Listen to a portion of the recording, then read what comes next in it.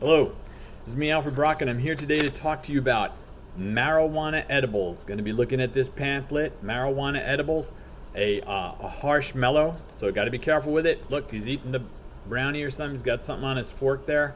So we're talking about marijuana edibles, okay? So let's take a look at this pamphlet and see what it's got inside. Concentrated effects, we'll start with that. We'll go from left to right, okay? Just like if we're reading it, which is what I'm going to be doing. Concentrated effects. So smoking marijuana delivers about 5 milligrams of THC in one puff.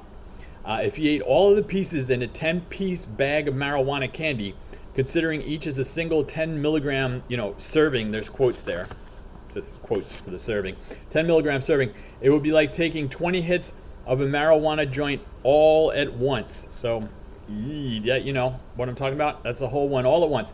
It takes much longer to feel the effects of THC when you consume marijuana edibles compared to smoking, and it could be sometimes several hours after.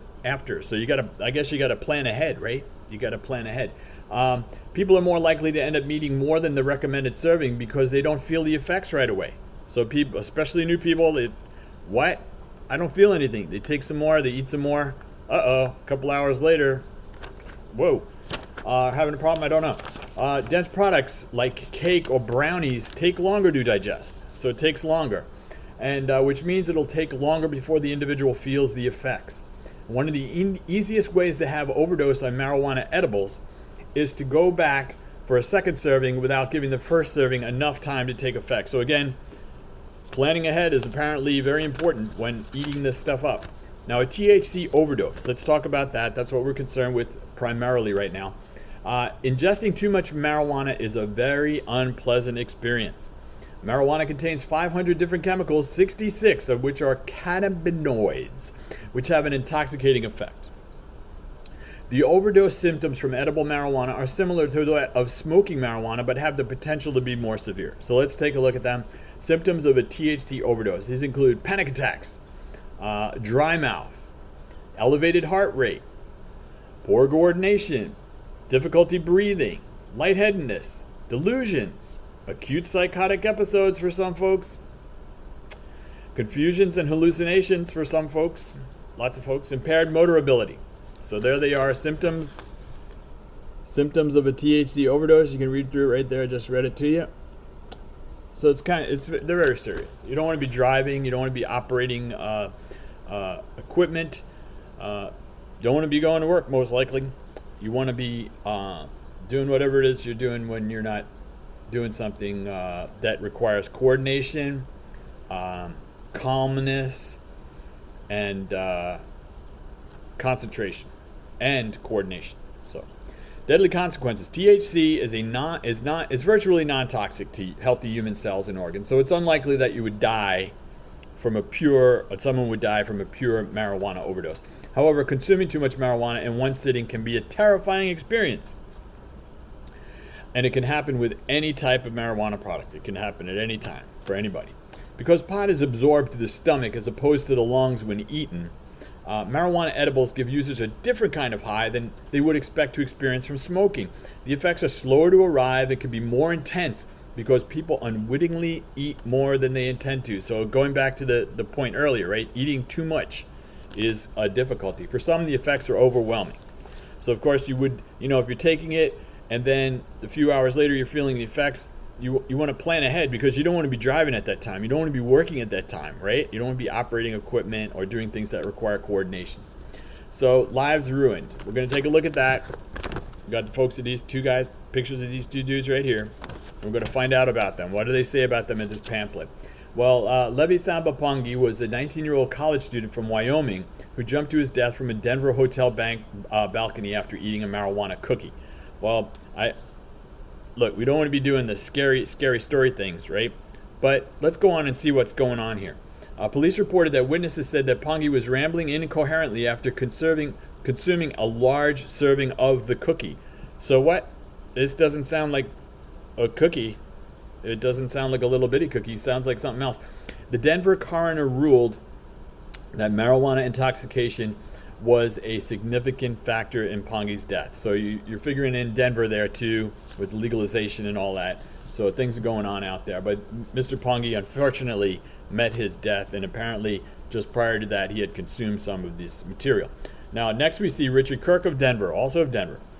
He faces first-degree murder charges stemming from the fatal shooting of his wife. Kirk's wife called 911 to report that he was rambling incoherently and experiencing hallucinations after consuming marijuana candy and taking prescription medications. Kirk allegedly shot and killed his wife while she was on the phone with a police dispatcher. Again, this is a very unfortunate set of circumstances, right? You know, marijuana apparently has, or some of the edibles have contributed to this situation, and I guess that's why they're including it right here. So you got to watch out for this stuff. It's not meant to make your problems go away. Apparently it's used for recreation, so you don't want to be using it to make your problems go away, and certainly not in concert with prescription medications, opioids, alcohol, or anything else like that. Got to be very careful when you're messing around with this. Now, it is not for children. That's the main point of this, what I'm talking about there. And they're just backing me up with that. It says not for children. That's what we're talking about, not for children. It's important to keep marijuana edibles away from the children. Marijuana products often resemble normal foods that would entice children, such as cakes, cookies, brownies, candy.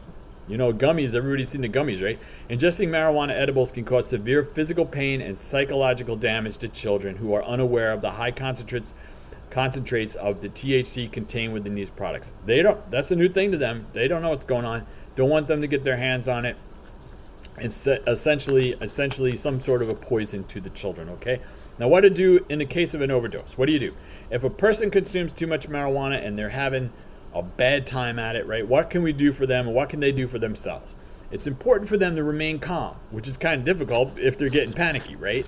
Okay, it's important for them to remain calm, and remember that the effects are only temporary. It's going to go away and empty itself out of their body, and they're going back to normal, whatever that was. If the sensation of discomfort becomes too intense, the person should be taken to the emergency room or call 911. So it becomes too intense and they're really upset, like we saw what happened in these two gentlemen over here, they probably should have had some assistance called for them. And it's important to note that if people are weird and getting weird and on the drugs, and what do they say over here? Panic attacks. If the others there are having panic attacks, are they going to think clearly? So have a plan when you're using the material. Plan ahead, right? We're already talking about the high could come later, the disorientation can come later. So plan ahead to make sure that you have something in place that is reasonable, other than dumping somebody or watching them just have a terrible time. Now, don't bite off more than you can chew, right? Okay, there we go. Don't bite off more than you can chew. It says it right there. Let's see what they say about that. Smoking marijuana is bad enough, they say, right? It's bad enough. But using edible marijuana products can lead to potentially deadly results. Keep your mind and body drug-free. I like that. That's a good idea. Now, what are marijuana edibles? Let's learn about what they are. Since recreational marijuana became legal in several states, there has been a rise in the number of pot products available for sale, including edibles or THC-infused foods and beverages. These products resemble normal foods, that is, foods without this in it, but contain highly concentrated doses of THC designed to give the user a high through ingestion rather than through smoking.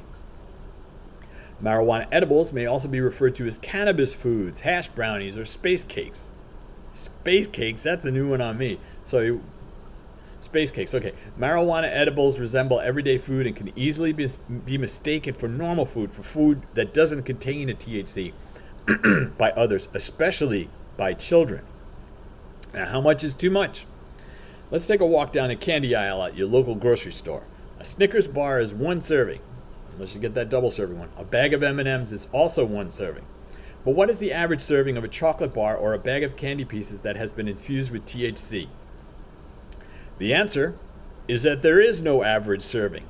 And that's where marijuana edibles pose big risks, especially to someone unfamiliar with the concentrated levels of THC present in these products.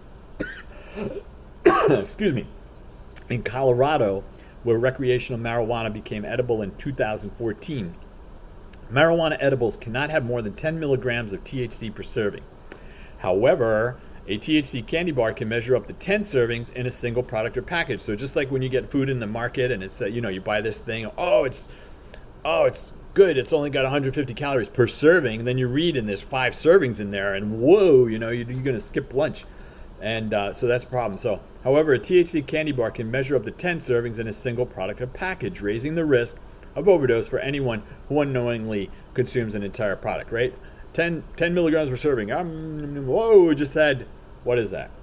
10 servings. Just had 100 milligrams. Whoa. Okay. Several common types of edible marijuana products include cannabis oils or marijuana oils, which is cooking oil, products infused with THC, not just the hemp oil, is infused with the drug. Marijuana butter, THC infused butter, also known as magical butter, canna butter, butterwana.